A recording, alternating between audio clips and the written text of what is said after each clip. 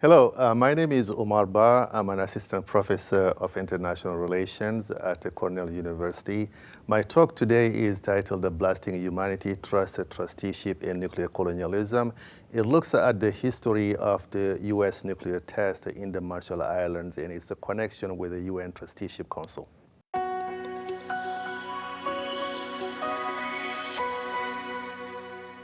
Thank you, Joe.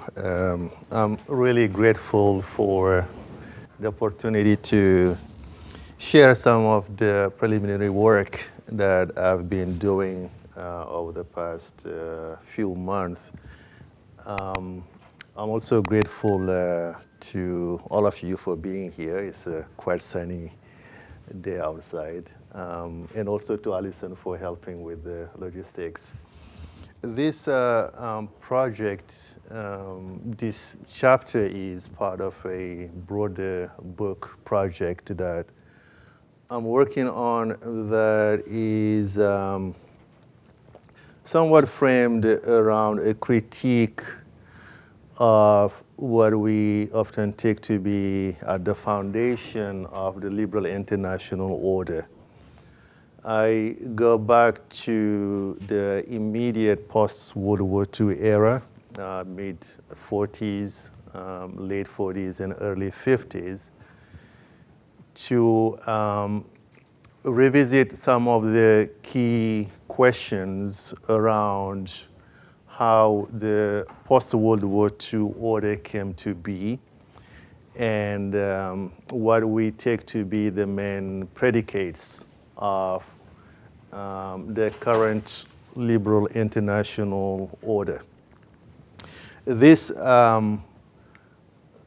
paper that I shared is, it's not clicking. It's one of the empirical chapters that looks specifically at the UN Trusteeship Council.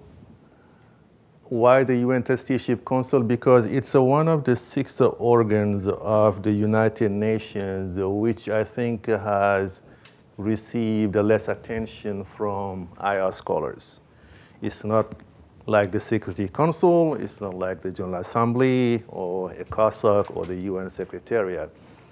Yet the Trusteeship Council is up there with the other 4 organs of the UN system. The UN system is made up specifically of the Secretariat, the Security Council, the General Assembly, the Economic and Social Committee, ECOSOC, the International Court of Justice, and the Trusteeship system. This project, this chapter specifically, looks at how the Trusteeship Council governed the nuclear system that emerged out of or around the end of the World War. What is the connecting link there? It is the United States with the Marshall Islands. I frame this discussion around a critique as my entry point to these questions. And here I follow Fanon's invitation at the end of Black Skin, White Mask, where he ends with this invocation, "Oh, my body, make of me a person who always questions." So this is my attempt at questioning the predicates of the liberal international order without necessarily providing answers, without even actually framing it through a research question, but rather a questioning of how IR, especially in its mainstream variants, have addressed the origins of the liberal international order. In questioning the liberal international order, I look at its founding institutions, and the UN being one of those, the governance of nuclear politics being also another of its main thrust. In looking at the nuclear, the emergence of the nuclear powers, I hone into the sacred trust of civilization, because that's central to the post-World War II era, that is central to the UN Trusteeship Council, and I will explain in a little bit what I mean by sacred trust being central to these questions. I also look at the petitions that were sent by the Marshallese regarding these nuclear tests. And finally, I discuss what I've called the blasting of humanity, both from the perspective of the United States, but also from the perspective of the Marshallese. And if you wonder about what the other chapters or illustrations of this book project are, one chapter looks at the origins of the Universal Declaration of Human Rights, 1948, which I study alongside the French colonial war in Madagascar. And doing so, I'm using this reading method that Edward Said had developed, the contrapuntal reading, because those two events occurred simultaneously as the Universal Declaration was being drafted in Paris. France was engaged in its most brutal colonial war at the same time in Madagascar, which only was superseded a few years later by the war in Algeria. And the other case I look in this book project is the history of crimes against peace, which is how we used to call the crime of aggression, and which has become quite a timely discussion lately, especially ever since Russia invaded Ukraine. I retrace the history of the crimes against the peace within the context of the Tokyo Tribunal and the dissent by the Indian judge, Radrabinat Pal. So this is, broadly speaking, what this book project is trying to do. Now, why talk about the Trusteeship Council? Again, there's a reason why the Trusteeship Council has received less attention than other UN organs, because while the Trusteeship Council seems to be this idea that is still there in the background, often evoked in some headlines, especially in the case of failing states. So every once in a while, we would see or hear some analyst or government official saying, well, you know, Haiti is such an example of a failed state that maybe we should bring back the Trusteeship Council, or maybe we should bring back at least some form of international supervision to put Haiti back together and make it fulfill what we would expect of a state to be able to do. But it's not just Haiti. There's a lot of examples about people evoking maybe it would be a good idea to put Palestine in some form of trusteeship. In the past, there have been cases of Afghanistan or Iraq or Cambodia or Liberia or Sierra Leone, where the idea of trusteeship has been evoked as well. So this trusteeship thing is still there in the background, although as an institution, well, the UN Trusteeship Council has been defunct basically since 1994. It still exists in the text, but it doesn't meet, it has no function, because the last trusted territory, Palau, gained its independence in 1994. So the Trusteeship Council literally worked itself into obsolescence. It has no more work to do, therefore it has become defunct. But it operated between 1947 and 1994, and during that time, there were 11 trusted territories that come under its supervision. And the list is there: Western Samoa, Nauru, New Guinea, Tanganyika, Rwanda, Burundi, Italian Somaliland, Cameroon, Togoland, and the strategic territory of the Pacific Islands. You would notice that the majority of these are in Africa. Tanganyika became later Tanzania when it merged with Zanzibar, and Italian Somaliland became part of the greater Somalia. The two Cameroons were merged into a singular state, becoming Cameroon. Togoland is Togo. The focus of this here article is mostly on the TTPI, the Trust Territories of the Pacific Islands. There were 7 countries that were entrusted with these territories, that were literally the caretakers of these territories. Those 7 administrating authorities, as they were called, were the United States, Belgium, France, the UK, New Zealand, Australia, and Italy. The US were administering only one trusted territory, the TTPI, whereas other states like France or the UK had a number of trusted territories under their administration. Now, trusteeship itself evokes trust.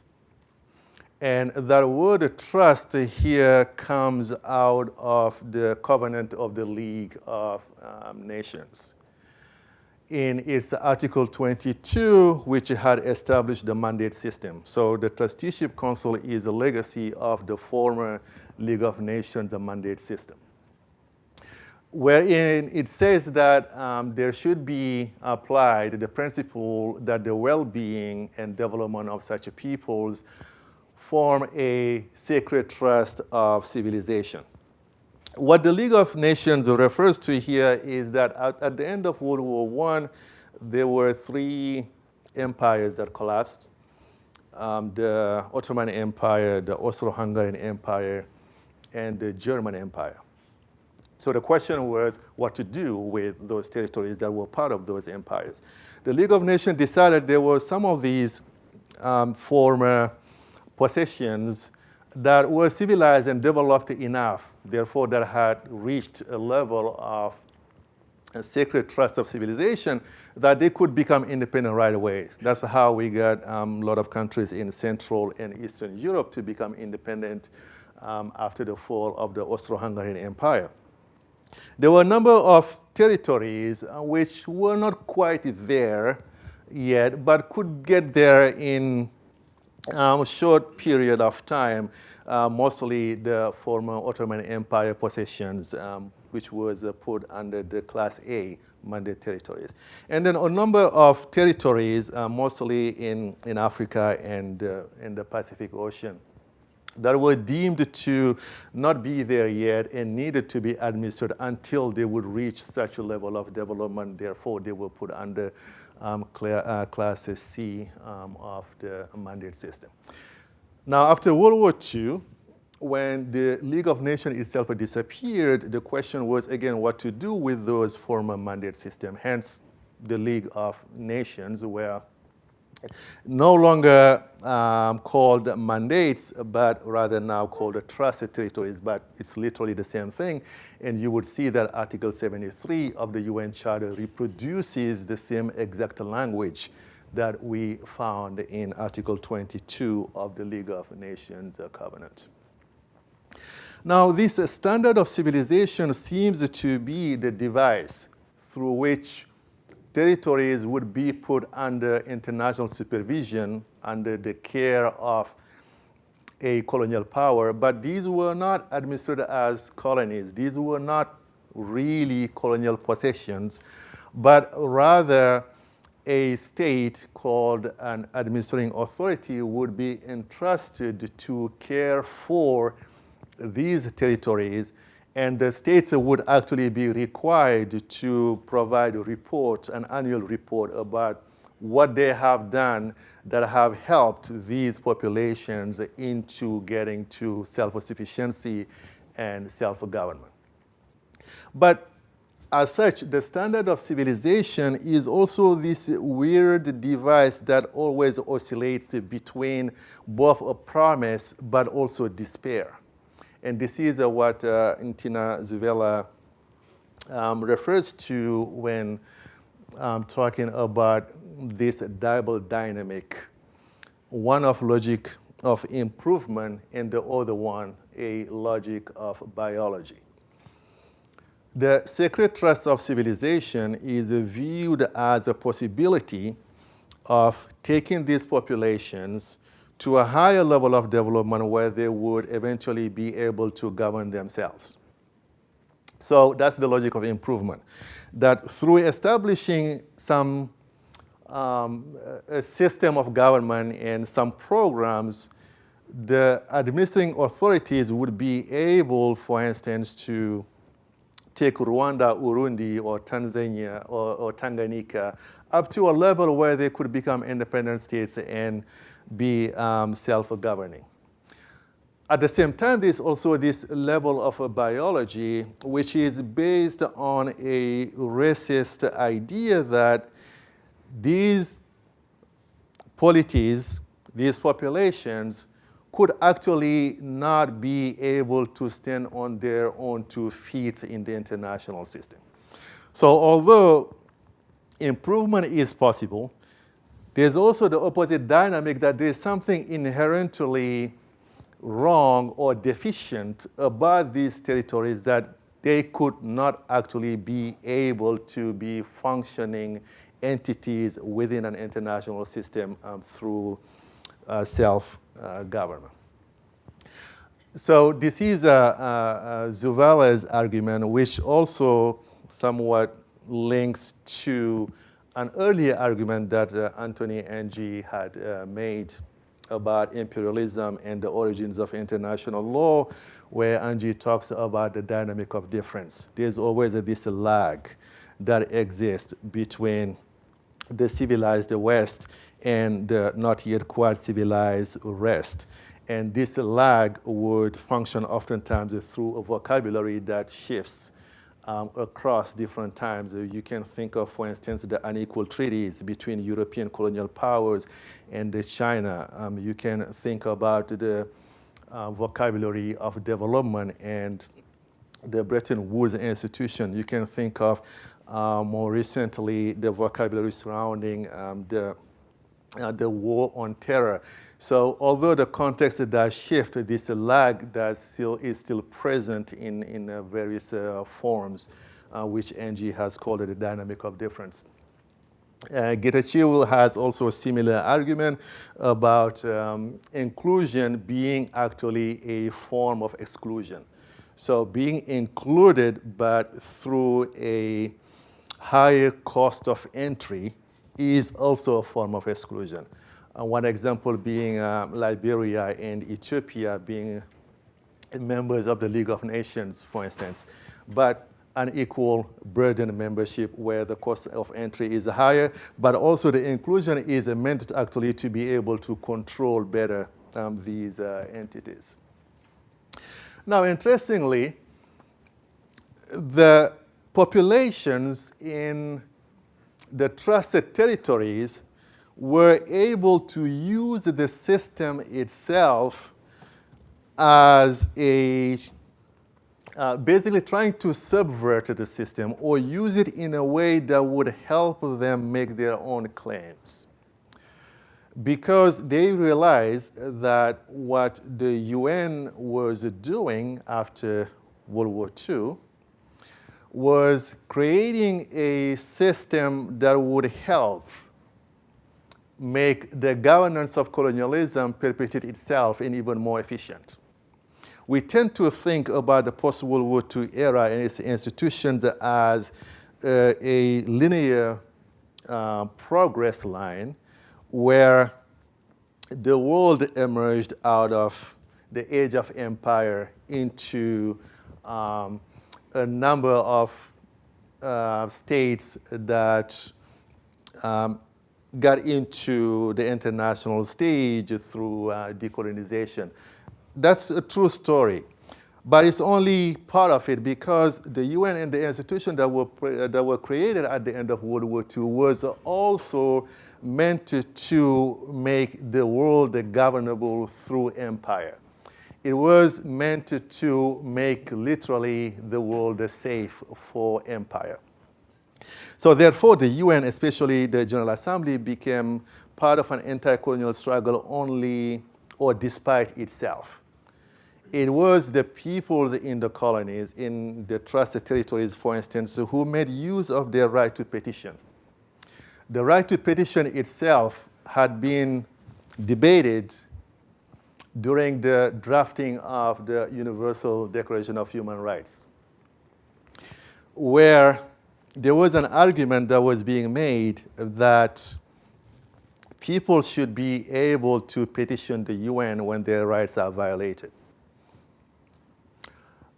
There was a pushback against that, especially coming from the United States, where when Du Bois and the NAACP sent an appeal to the UN Human Rights Commission, literally petitioning the UN against the violation of the rights of black people in the United States, and making the argument that actually it's not just about hypocrisy of the US government, but also how the violation of the rights of black people in the US constituted a threat to international peace.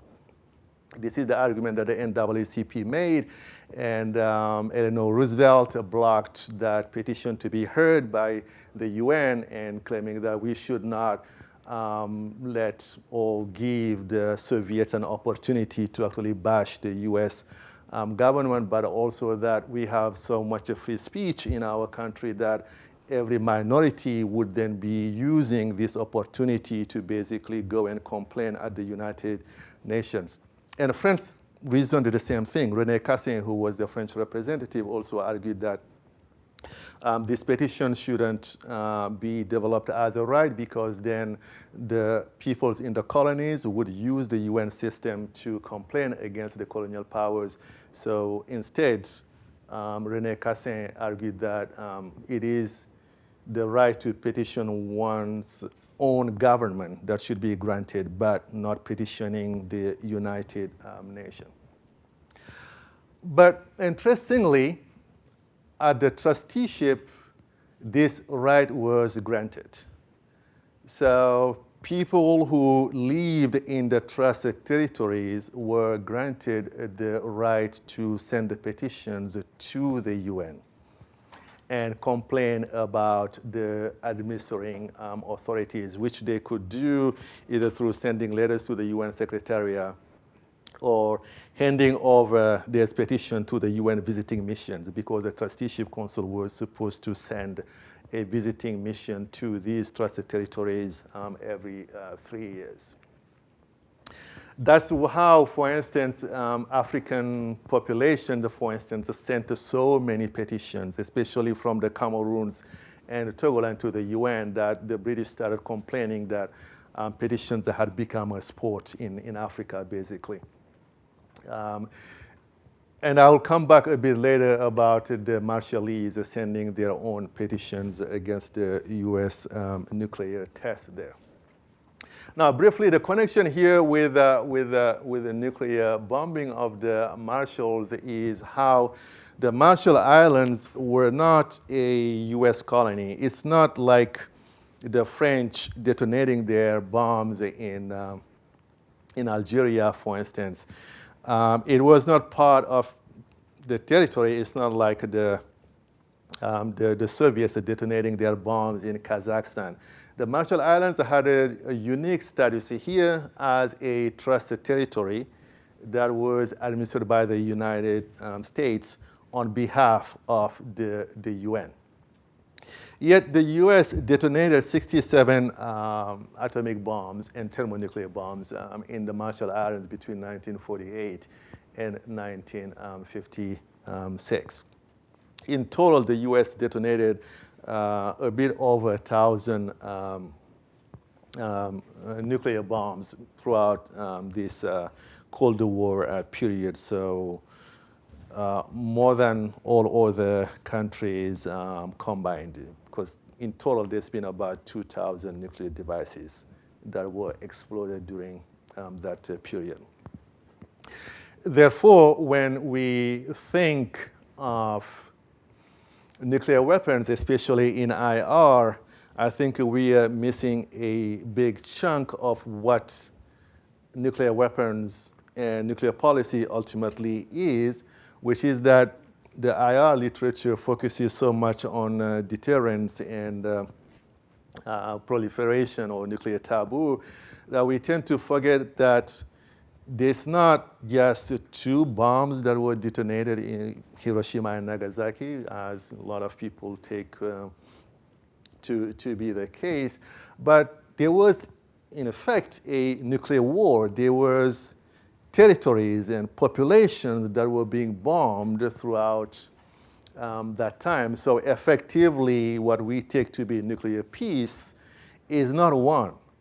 It's actually a nuclear war, and Ryoyu Lee has made a very convincing case recently with her article on the vocabulary that IR uses when speaking of nuclear use, whereas use here is taken to mean basically Hiroshima and Nagasaki.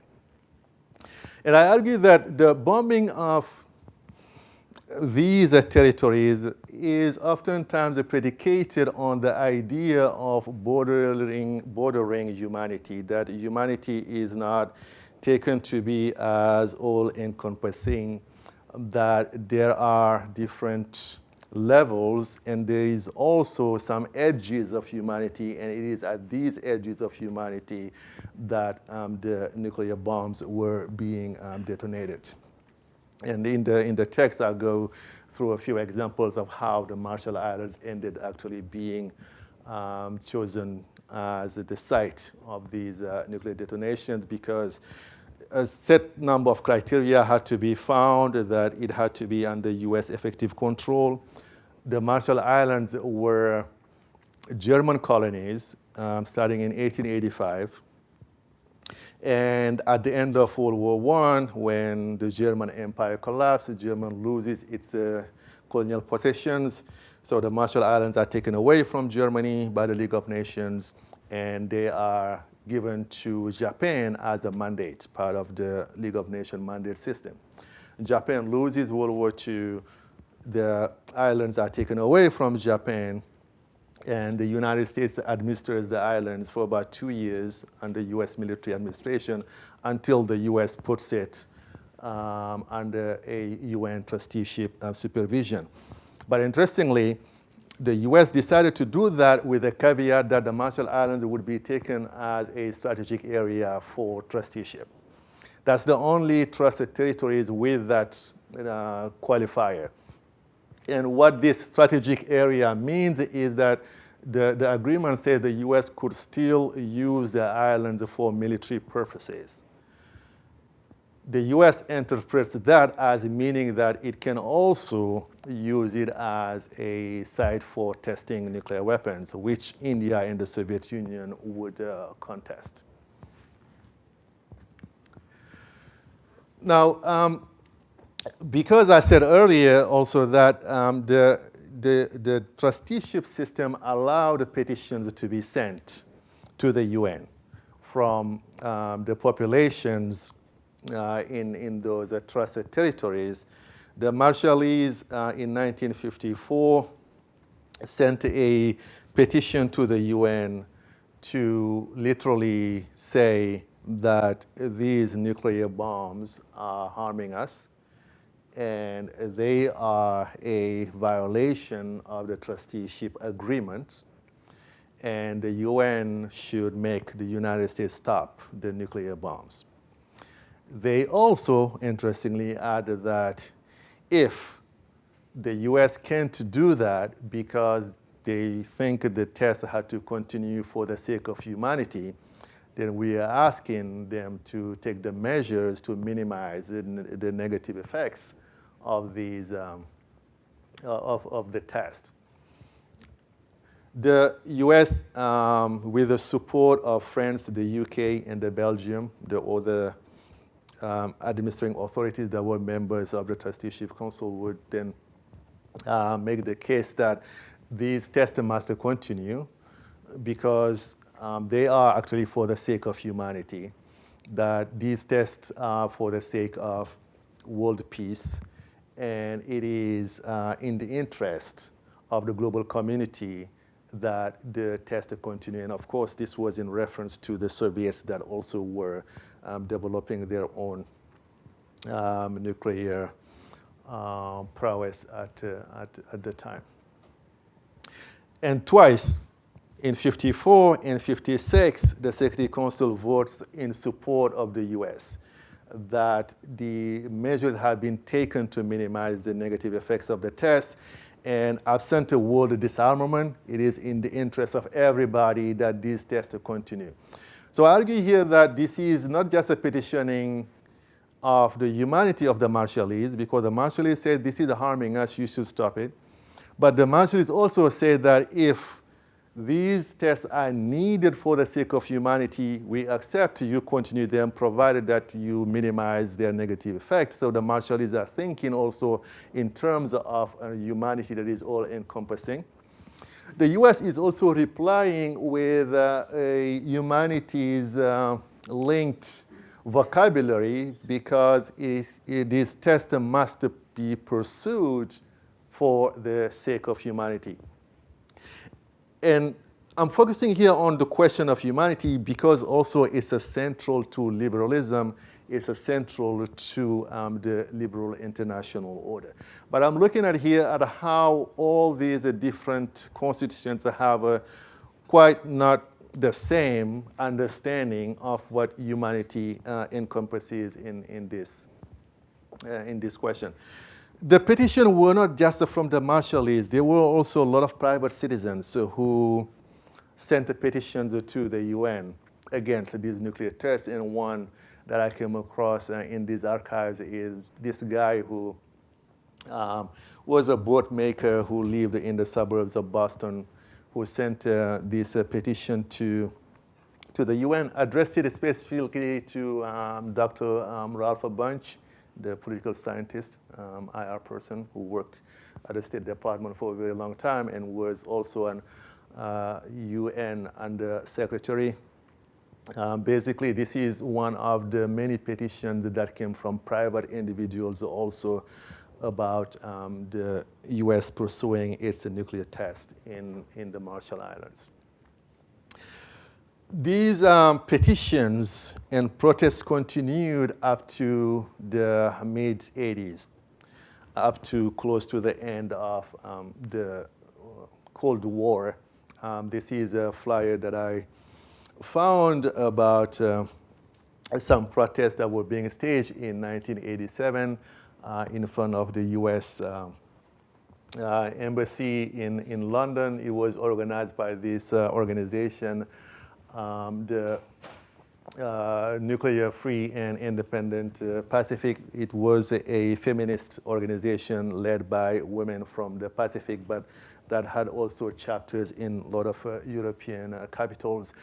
What I found interesting here is also their use of trust, because this was a trusted territory, and they take this to be as an abuse of trust, and therefore violation of the trusteeship agreement.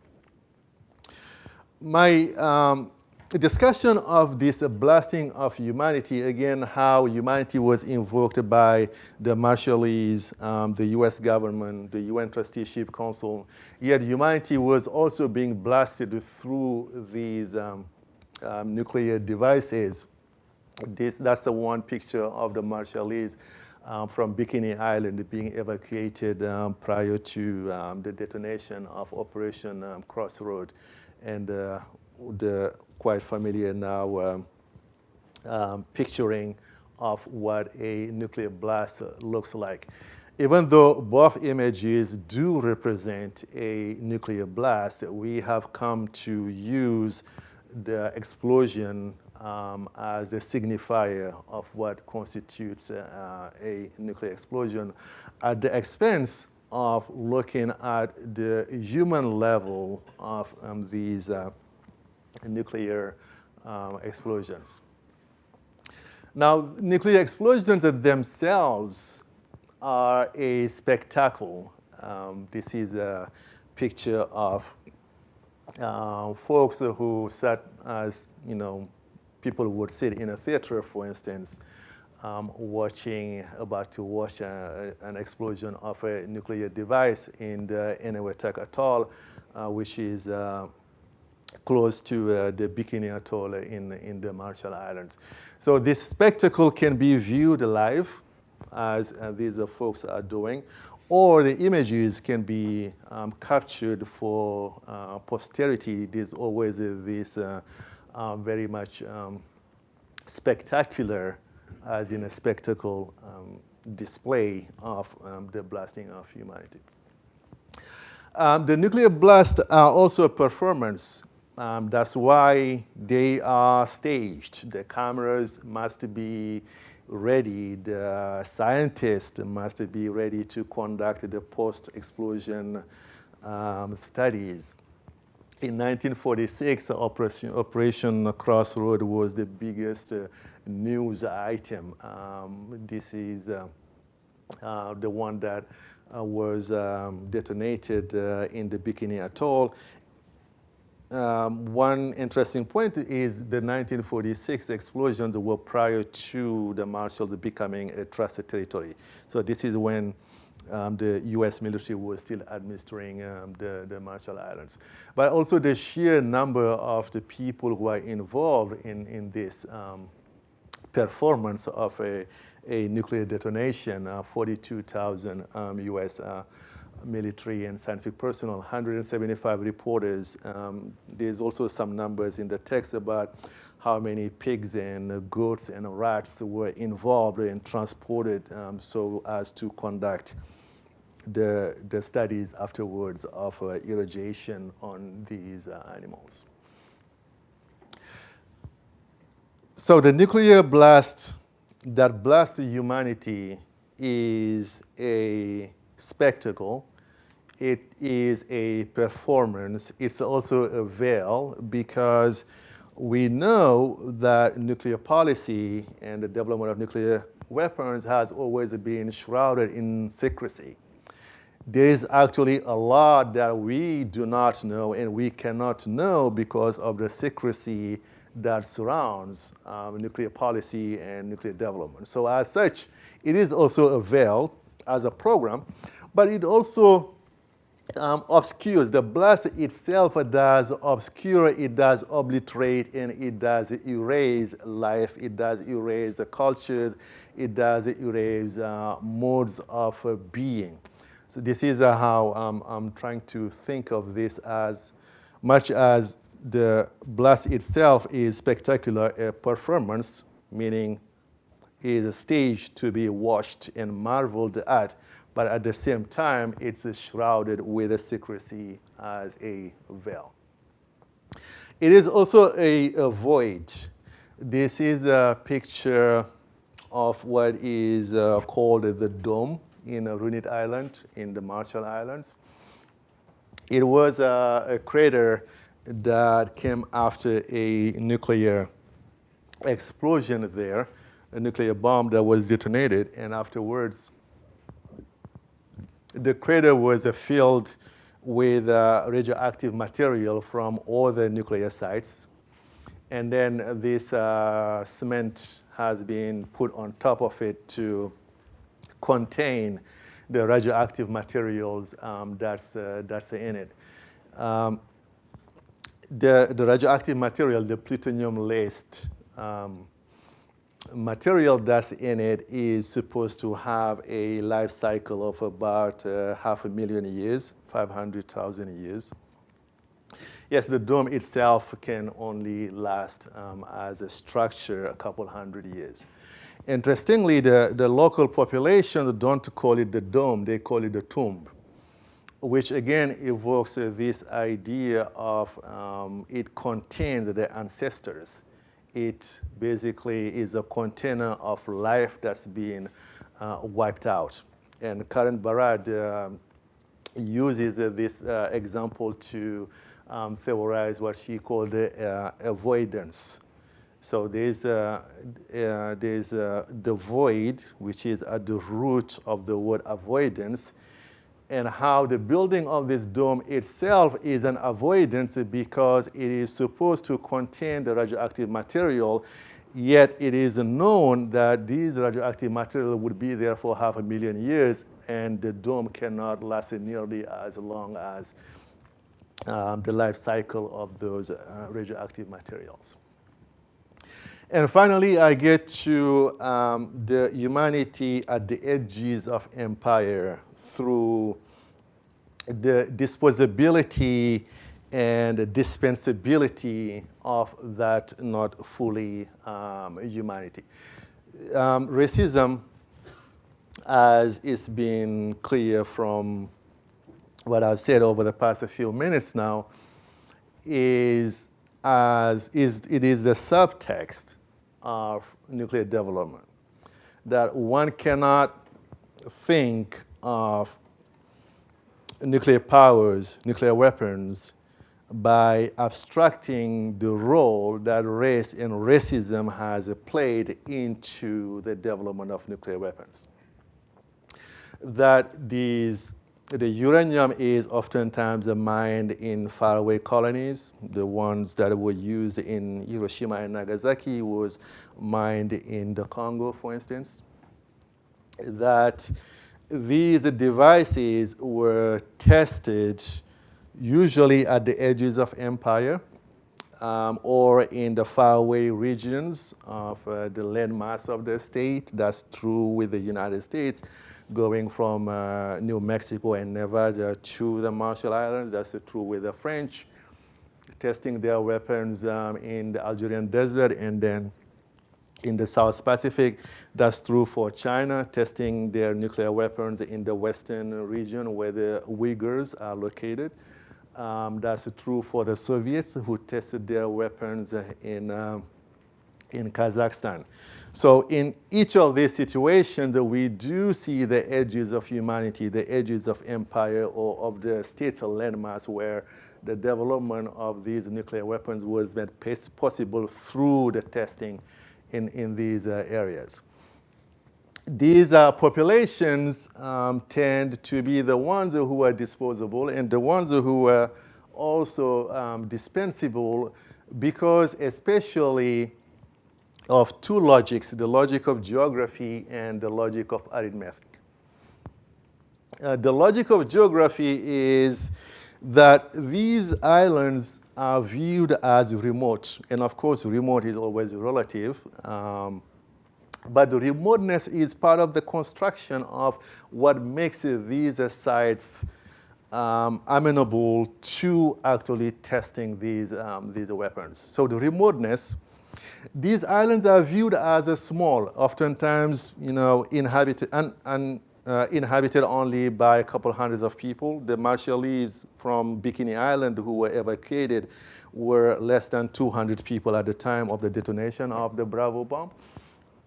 The TTPI, the Trust Territory of the Pacific Islands, is a bunch of small islands, but that are so much spread out that it covers almost a 3 million square mile area of ocean. And in 1950, there were less than 55,000 people who lived there, which links to Henry Kissinger basically saying there's only 90,000 people who live out there, who gives a damn. That's the logic of geography that makes testing these devices in those regions something that can be contemplated and acted upon because of that logic of geography. And the logic of arithmetic is that these are small populations that are easily movable or that will be wiped out anyway at some point in the future because, again, they cannot stand on their own 2 feet in this international system, hence the whole idea of a trusteeship itself. And both logics are predicated on what Benzer has called annihilation racism, the expectation that these Pacific Islanders would disappear anyway. They were expected to disappear at their colonial encounter with the Europeans because of the new diseases that they were not immune about, yet they survived it. They were expected to disappear maybe through these nuclear tests, yet they survived it, and now it is the climate change that probably will wipe out this civilization in these islands anyway. So there's always this deferred expectations that these populations are vulnerable to disappearance in any case. There's also this theory of necropolitics that Achille Mbembe has developed, which is the culture, or literally the politics of death itself, that makes some populations a surplus, a waste, or redundant. And that capitalist modernity that makes these populations a waste or a surplus makes it acceptable for them to be entangled in these biocolonial relations that would make them disposable in any case. To conclude, I have made the argument that one cannot think of the history of nuclear powers by removing the colonial dimension and the racist dimension of the development of this technology. Therefore, the history of nuclear power and nuclear weapons is a history of racism and colonialism. The history of trust and trusteeship also is one of racism and colonialism, going from the League of Nations mandate to the UN Trusteeship Council. Therefore, the aftermath of World War II, the foundations of the liberal international order cannot be removed from questions of colonialism and questions of racism. And the Pacific Islands are ground zero of the foundation of this liberal international order. The Pacific Islands are literally at this, not just a frontier, because a frontier also evokes remoteness, but also ground zero, especially with the French using them as their testing ground as well. Therefore, we find these overlapping and these legal conditions of imperialism in the Pacific Islands that take the forms of both settler colonialism, franchise colonialism. For instance, the British taking Diego Garcia from Mauritius and leasing it to the United States as a Navy base, for instance, an example of franchise colonialism, but also occupation. This ties to current questions about the future of the planet, even as it relates to climate justice, for instance, where the Pacific Islands once again found themselves at the center of these questions. And this questioning, going back to where I started, that this is a project of questioning, not necessarily answering or even asking research questions of what the foundations of this liberal international order actually are. And I'll stop there. Thank you.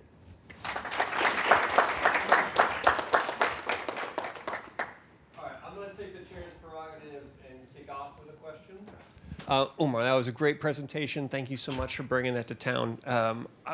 You did a great job on the past. I wanted you to apply it in the future. Obviously, we're moving into a new era of nuclear multipolarity.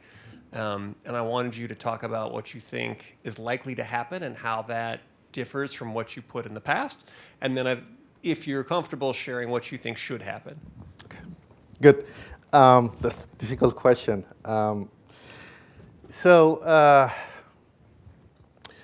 One big change that has occurred is how we've seen fewer and fewer nuclear tests, and then they just haven't occurred over a couple decades now. I think the last nuclear test that was detonated in the Pacific was by the French in the late 1990s. Partially, it's because of technology, that there is now much more possibilities of simulating nuclear explosions or conducting studies that don't actually require firing or detonating a bomb in the atmosphere or underground. So as such, the technology has reached a point where we are probably less likely to see the kind of nuclear tests that were being conducted during the Cold War going into the future. But these nuclear tests may have become a bit obsolete given the current technological advances doesn't make military technology itself something quite obsolete, especially because I'm interested here about how these technological development are made and how they are tied, or their development is actually linked to a very restrictive definition of who is involved in the humanity, who is constituted as a fully member of the global community, and who can be taken to be the cobayes or the guinea pigs of these technological advances. Because of that, I think there's still a possibility of developments in military technology to keep functioning through the similar logic of arithmetic and geography, or even of racial hierarchy. That scientific developments are made and are possible literally because or through some peoples or some areas being at the shorthand of that technological development. So that's one thing. Even though the context may be different, the logics could still reoccur. What should happen in the future, I do not know. I guess one potential takeaway from this would be, well, if we were to have better international institutions that could govern some of these questions in a much more equitable way, then therefore states would not be permitted or allowed to take certain actions. In general, I am sympathetic to the idea of global governance becoming or being more effective the more institutions that you have to govern those questions. But also, I'm a bit skeptical about what international institutions can actually do. It is similar to, for instance, when people say, well, you know, the rules-based world order is what protects us against potential threats to the system. So having a set of rules by which everybody abides is what protects the international system, which is true. But oftentimes it's the rules themselves that may be also part of the problem. So do we try to get better rules, or do we try to make sure that the rules themselves would be not just equally distributed, but the establishing of those rules themselves would be responsive to some concerns? One example I give, for instance, is that we have international courts that have been operating for the past few decades now, more or less successfully, depending on the questions. But these courts don't come out of thin air. They come after negotiation. And going back to the debates about constructing these courts, a lot of the problem that the courts would run into later, you would see that some countries have raised those questions. And one example is, there's a reason why Vladimir Putin cannot be prosecuted for the crime of aggression at the ICC. He is being pursued at the ICC for war crimes, but not aggression. And yet we all know that it's clear an act of aggression. Why? It's because, well, guess what? The United States and Russia made sure that you can actually not prosecute anyone for aggression at the International Criminal Court. So that's what got us to this place. Again, it is at the front end when these rules are being established that the system gets rigged in a point where once the institutions are put in place, they have their hands literally tied. That's why I'm not that optimistic about the power of international institutions to actually regulate some of these questions. So unlike Joe, I'm going to take this back into the past. On one of your slides, you quoted Eisenhower to say, "We must continue for the sake of all free nations." So generally, who was included in this definition of all free nations? And in this particular case, was President Eisenhower making, just sort of a globalizing generalization, or was he also presenting these trust countries, such as the Marshall Islands, as excluded and irrelevant populations? Yes, that's a very good point. The Marshallese were not really part of the conversation about what was needed to be done for the sake of humanity, because their humanity, the Marshallese humanity, was literally being trampled upon in those conversations. What Eisenhower was referring to is, and there's another quote where he says, absent total disarmament, we must continue these nuclear tests for the sake of humanity and all free nations. So this was in reference to the Soviet Union, that there's such a great threat coming out of the Soviets that what could save humanity would be to develop these weapons as a way to counter the threat that the Soviets were presenting. Now, interestingly, it's also because early on, when the Trusteeship Council was created, the Soviets had boycotted the first few meetings of the Trusteeship Council because they were upset about how the Trusteeship Council was created, because the Trusteeship Council was supposed to have an equal number of countries who had trust territories and countries who did not have trust territories. That's why you could have countries like India or the Soviet Union or Syria being part of the Trusteeship Council. And the Soviets were upset about that distribution, and they boycotted it. And when they boycotted the meetings, the US and its European allies pushed through this strategic area qualifier to the Marshall Islands. Therefore, the Soviets could not have opposed it. And the reason why, or the way the US reasoned about why they had to continue these nuclear tests, was because the Soviets were such a threat to the United States, or not just the United States, to the international community, that these had to continue, and this is what would protect the free world, meaning Western powers in this case. I am very sympathetic to the critique of liberalism that it sounds that your book project is going to undertake.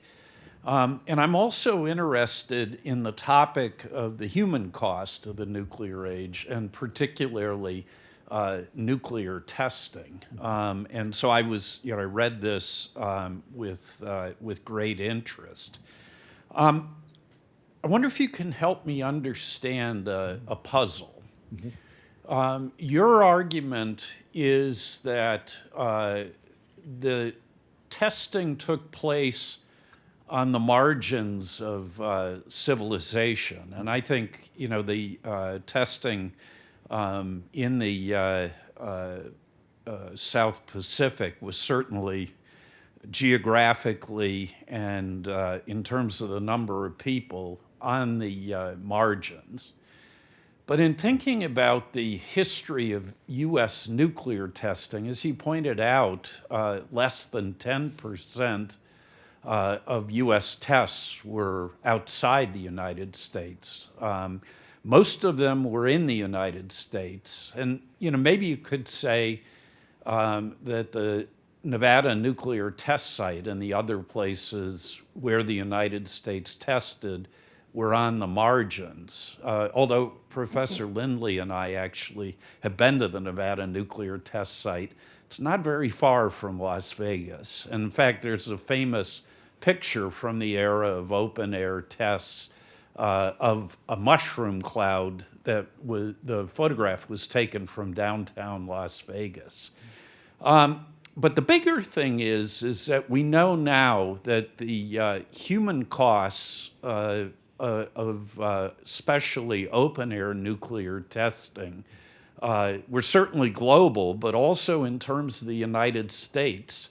They affected a big swath of the country and a lot of people, primarily through the generation of nuclear fallout. And in fact, the segments of the country most affected by nuclear fallout, if you look at a map of what's the predominant ethnic group in those areas of the country, were white Americans, not Hispanics and not African Americans. So you had suggested that the United States in testing declared war on the Marshall Islanders, and I think the human cost on the Marshall Islanders was certainly dramatic. But by your logic, wouldn't then we also have to admit that during the nuclear age, we declared war on our own population, and ironically, on that part of the population that was not marginal, but central to America of the 1950s and 60s? All right, great points. So it is true that the first nuclear device that was exploded was in the desert of New Mexico. And then after that, the US tested nuclear devices in Nevada. But I would not take those territories as central to the American fabric for a lot of reasons. I mean, these were not a suburb of New York City, right? So they could still be perceived to be at the margin of the American fabric. The other thing is there are some arguments that's been made that even the selection of those sites was made as for the downwind to go more towards the Mormon populated and the native reservations rather than the populated cities such as Las Vegas. I don't know that area well to know the configuration of the testing site versus the direction of the wind, but that selection itself I would not take to be as the US literally exploding nuclear devices in its own backyard. The selection itself did reflect a logic of geography and arithmetic. It is true, though, that a lot of nuclear powers did conduct nuclear tests within their own territorial states. Not all of them conducted nuclear tests in colonies. That's true for China, for instance. Well, because China doesn't have colonies. What do?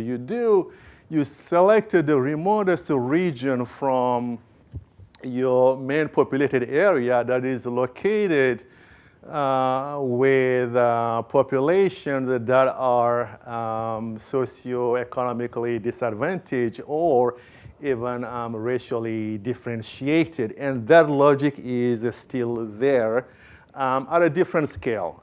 The Soviets detonated their things in Kazakhstan, for instance. But also the fact that the US moved from its own territory to the Marshall Islands is indicative of this. And I think the text has a quote from the advisor of the AEC at the time who said, well, you couldn't explode these megatons off the coast of North Carolina. So when the US decided to explode the thermonuclear bomb, or the one that was the size of a two-story building, the US had to move it outside of its territorial state, hence the Marshall Islands being the site where the first thermonuclear bombs, which is the size of 1,000 Hiroshimas, were detonated. Another example I would give is actually even the Hiroshima and Nagasaki bombing were part of this study, because Nagasaki was selected especially because it had not been touched by the bombing. It was a city that was actually not, that hasn't been damaged in the war, and by dropping a bomb there, there was a possibility of seeing in real time what the bombs would do to an otherwise city that has not been bombed prior to that. So I'm not claiming, and I don't think I wrote in the paper that the US declared the war to the Marshall Islands, but that the US bombed the Marshall Islands. So these nuclear tests, and the word test that we use tends to diminish what effectively was nuclear bombing. By that logic, if you ask me, well then, did the US bomb Nevada? Yes, I would say yes. The US did actually bomb Nevada and New Mexico through these devices. What about Wisconsin, Indiana, Ohio, Pennsylvania? The single most important physical results of nuclear testing are fallout, and the highest concentrations of fallout were in areas well away from where the blasts were, to the extent that Americans suffered health results due to nuclear testing. They were not concentrated in the area around the actual test sites. I get your point, but even if Washington, D.C. was to be bombed by the US government, in my mind, that doesn't diminish a single bit that the US bombed other places that were far away from its own populations. I'm not saying that Americans were not victimized by the nuclear bombing. I'm saying that other populations in faraway places were victimized by the US bombing. Yeah, but if the argument is that we bombed them because they were far away and because they were others, if it turns out, as in fact I'm sure it's the case, that we did exactly the same thing with much greater effects within the territory of the United States, then I think we need another, sort of understanding of the logic of nuclear testing. So, by the way, the initial tests in the Pacific were conducted early on, so we knew the physical effects of open air testing, and then moved open air testing back to the United States. tell me this. Why do you think the US went to the Marshall Islands to test the devices? For exactly the reasons you said. There were few people affected, and was far away from both the prying eyes of the other side and from our territory. But we made the decision after that to bring the majority of our testing home. See, you keep saying we. I'm saying the US government, so that's maybe also where we should distinguish these arguments, because you're speaking in terms of we, and I'm speaking in terms of the US government did this. And following the rationale that the US government itself did, following the rationale that France has provided, and that the Soviets have provided, and that the Chinese has provided, these tests were conducted in areas that were not just guided by the scientific needs of this. It was actually, the selection itself was following a specific kind of calculation, which is that, is this territory under our control? Yes. Is it warm enough? Is it shielded from cold temperatures? Yes. Is it populated by a small number of people that could be easily movable or are otherwise dispensable? Yes. Well, then this is a great site to conduct those tests. And this is the logic that followed Nevada. That's the logic that followed, that led to the New Mexico being chosen as a site. And that's the same logic for the French in Polynesia, or the US in the Marshall Islands, or the Soviets in Kazakhstan. No, thank you for the talk. I research a lot on nuclear weapons and racism, so this is right in my alleyway. There was an article a few months ago in the New York Times, to your point on ground zero being the Pacific Islands, where they were like, Yes. you know, we expected them to be the first victims of climate change, and they're still here. And this is kind of bizarre. It's like, what does this actually set us up? You can add another, they survived it to the list. So the first question I have is thinking about what's in a name, essentially. Like, the fact that these went from being colonies to being mandates to being trustees, what does it matter, if it matters at all, in your mind? And the second question is a little bit more thinking about how we teach international relations. And so, you cite Bunch here, and he's considered the architect of the trusteeship system.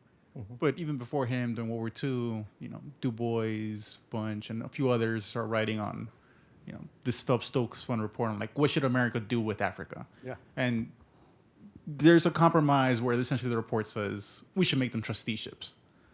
And one of the few people, at least that I've known of, is Merce Tate saying these people are wrong. And I can't find exactly the same place. I don't know if it's in the article you cite, but she makes a similar critique of the Marshall Islands. She's like, I don't understand why we have this place. The next World War is going to be over Alaska. Like, this is not the right place. Like, I don't understand this.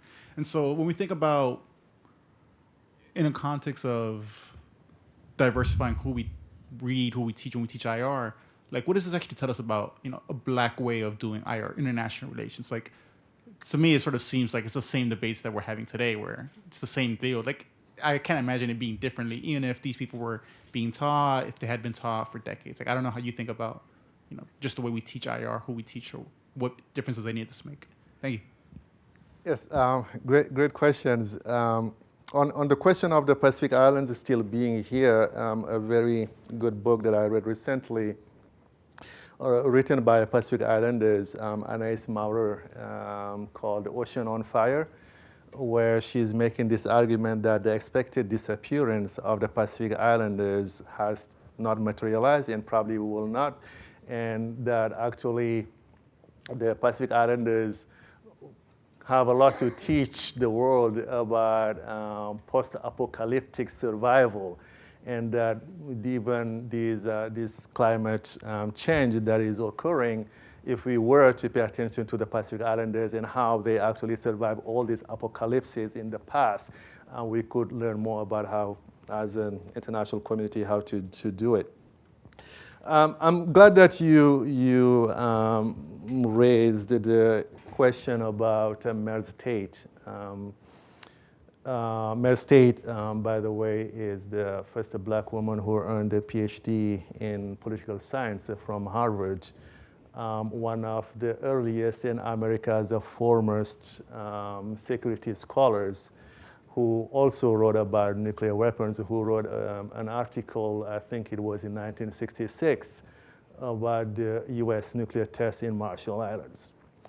And part of what some of this recent scholarship about retrieving this history of IR is to show that actually there's another way to look at nuclear development. There's another way to even do security studies within IR by going back to some of these early works of people who wrote on this. And Merce Tate, by the way, although had a PhD in government, could not find a job in a political science department. Eventually had to go and work at Howard University as a historian. This, I guess, is a part of a broader discussion that maybe I ought to have at some point about the direction of this linear development in its historiography as a discipline, but also in how it has approached some of these questions, including in security studies. And that's what I'm trying to do in this program by going back to the archives and looking at the debates that were occurring at the time of these events occurring, rather than just reading the most recent published work on this, which is great, of course, but these earlier debates eliminates a lot of things that have been missing in our historiography. So I'm really glad that you raised the question of Miles Tate, but also Ralph Bunche, who himself was a key architect of this UN system at the time, with his own limitations, of course. Bunche's view on Africa, and Du Bois himself did have some views on Africa as well. So they must also be subjected to this critical investigation when it comes to some of the ideas that they were putting forth back at the time. But a return to this historiography is really important. A return to the sources, quote unquote, of the discipline, I think is much warranted. One of the things I found most interesting in your paper and your talk was the willingness of the Marshallese to recognize that the test might be for the good of all people. And I've never heard such selfishness in my life. And so I'm wondering, what was the motivation for saying that? To say that, oh, if it can't be moved elsewhere, of course it can be moved elsewhere. These people are not good at playing not in my backyard, right? So were they selfless? Were they not feeling allegiance to their own atoll? They felt, maybe they felt like they could move somewhere in the neighborhood and that would be fine enough for them. And of course, the United States put them in a place where there was no lagoon, that kind of thing. So what were they expecting? Were they really selfless? What was their amount of allegiance to their own particular atolls? What were they thinking behind the doors about what they could get from the United States in compensation realistically? Or were they just saying the best they could, knowing the power balance was so against them, and they were just pleading whatever they could plead in the most reasonable way and just then hoping thereafter? So I'm interested in what they were thinking. Yes, great question. I've seen at least two possible explanations of this from what I've read. One is that they believed they would be able to come back soon enough. They never thought that these tests would have such a lasting effect on the atolls and the islands themselves, that even if they were to be displaced, that it would be temporary. In fact, after the test, they kept pleading to be able to return. And some of the islanders were actually returned back up until they realized that this is too contaminated, so they had to be displaced again and removed from those islands. So that's one explanation. The other one that I've seen is that the Marshallese had been subjected to European Christian missionaries for a very long time by the time of these tests. So they had developed a very deep sense of Christianity and also of the idea of sacrifice.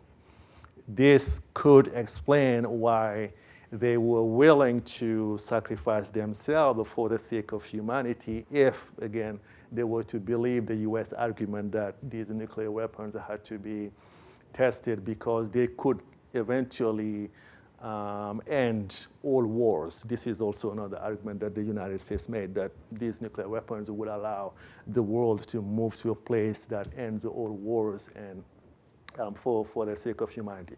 So their Christian beliefs having been targeted by European missionaries for a very long time, and also not realizing the extent to which this would have a lasting effect on their habitat. It seems to me that at the broadest level, your paper is meant to be a critique of the liberal international order, and that's what the abstract suggests, right?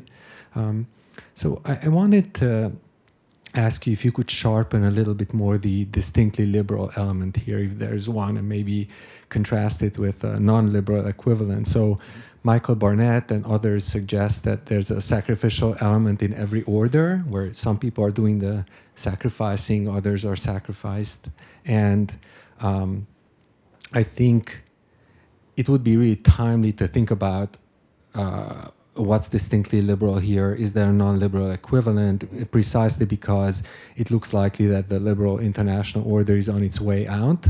And so to broaden your audience, make your arguments timelier, I think that's probably useful. So when I was thinking about what's distinctly liberal here, is it that the US is legitimating these sacrificing the Marshallese using the language of humanity and other universalist terms?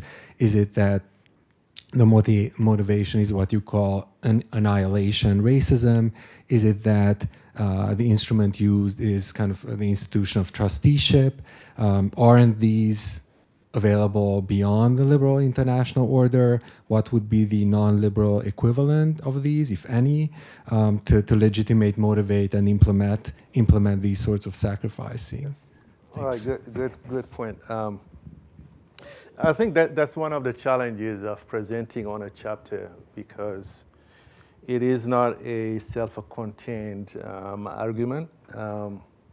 I don't talk much about the liberal international order itself in this chapter, because this chapter is meant to be one of the empirical case studies of the argument. But I do have, well, the introduction of the book project, and also a theoretical chapter where I go into what order is in IR, how orders manifest themselves, how do we study orders, and what is distinct about the liberal international order. It's a history.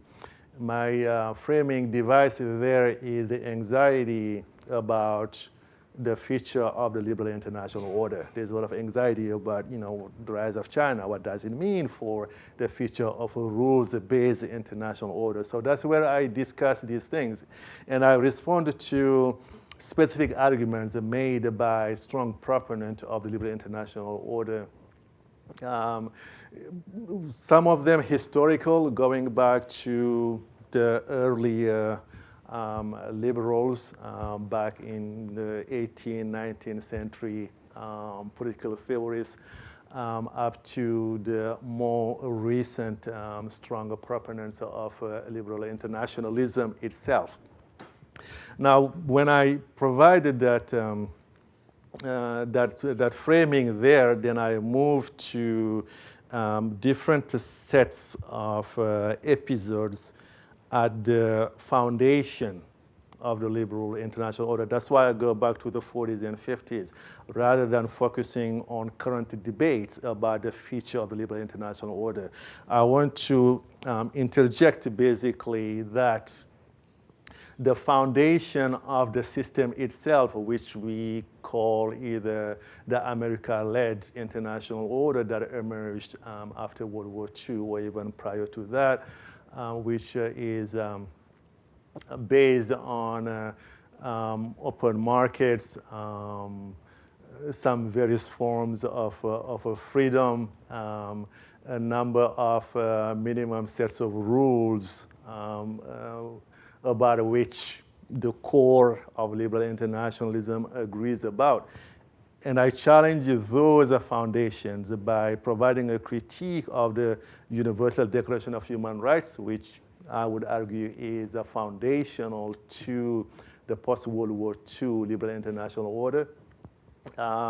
The definition of international crimes, focusing on crimes against the peace or the crime of aggression, I look at the Tokyo Tribunal, not a bit of Nuremberg as well, but I think there's been so much work done on Nuremberg and lesser work done in IR about the Tokyo Tribunal. And then finally, I look at this third case, where when I bring all them together, it tells me a couple things. One, that yes, people should maybe feel anxious about the future of the liberal international order, but at the end of the day, orders have come and gone. That's what history tells us, that there may be a post-liberal world order, but as IR scholars, we don't even have the vocabulary to imagine such a world, because we've been fed this idea basically that the liberal international order is the best system ever, that it has provided us so much of freedoms, which are contested through these cases, that the freedoms that were provided were always limited. They were always predicated on a very constricted definition of who was included in their humanity. And therefore, even though this anxiety is warranted, we ought to start thinking and developing vocabulary that would move us at a point possibly where this system could collapse. And if it does, we still have to study the world around us. And we better develop those tools to start thinking about the possibility that this liberal international order is contingent to a system that may not be here forever. In a couple of weeks. Thank you.